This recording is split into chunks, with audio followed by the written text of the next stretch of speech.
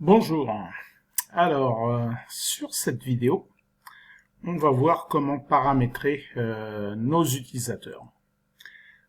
Comme vous l'avez sans doute remarqué depuis l'installation, on a les utilisateurs de démonstration, Denis Dubois, François Morel et Audrey Bonnet. Ok. Alors, on va modifier tout ça. Pour cela, on doit toujours sélectionner un administrateur, comme c'est le cas de Denis Dubois. Après, on va sur Fichier, on va glisser jusqu'à Fichier d'utilisateur.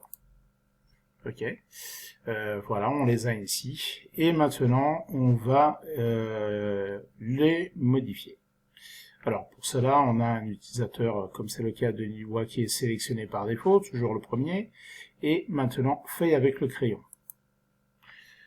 Alors, là, on rentre dans les paramètres, ce sont les autorisations que chacun va voir. Avec l'information, est-ce que c'est un administrateur, est-ce que je veux voir la touche, est-ce qu'il peut modifier les registres dans les fichiers. D'accord. Mais tout d'abord, au lieu de Denis Dubois, on peut taper par exemple admin. Admin ou le nom de l'administrateur, hein, comme c'est le cas. Je vais mettre admin.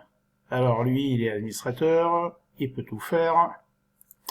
Au niveau des articles, il peut modifier le prix des articles, il peut changer les lignes de prix, enregistrer les articles sans prix. Moi, par défaut, je le décoche. Ok, on ne va pas vendre à zéro, hein, comme bien sûr. Et après, les remises maximales autorisées, voilà, c'est selon les préférences de chacun. Okay. Maintenant, onglet documents. Est-ce qu'il peut annuler des documents? Oui. Maintenant, en négatif, non. Permet d'accéder aux documents des fournisseurs? Oui. Il peut imprimer les rapports. Au niveau de la caisse, il peut faire l'ouverture et la clôture de la caisse. Ouverture du tiroir caisse, bien sûr. Ouverture du tiroir caisse à la fermeture. Normalement, je le coche. Et il peut clôturer, bien sûr, les additions. Maintenant, est-ce que il peut enregistrer des tickets restaurants de forme manuelle? Ça veut dire sans les scanner. On peut dire que oui. Bon monnaie en cas de ticket restaurant. Moi, normalement, je mets toujours l'émission de bons. C'est toujours bien pour fidéliser les clients. D'accord? Alors, j'enregistre et je valide. Maintenant, par exemple, François Morel. Feuille avec le crayon. Au lieu de François Morel, je peux dire, bah tiens, non, c'est mon vendeur. Ceci pourquoi? Alors, cet utilisateur, allez, au singulier, il n'aura pas de permission, ou enfin, il sera limité. Okay. Alors, il n'est pas administrateur, je veux voir les touches, mais je ne veux pas qu'il fasse ces modifications dans les fichiers de paramétrage. Au niveau des articles, modifier le prix des articles, non, je ne l'autorise pas. Enregistrer les articles sans prix, non, non plus, je ne veux pas. Et ici, allez, je peux dire, bah tiens, non, il va pas faire de remise. Je ne veux pas qu'il fasse de remise.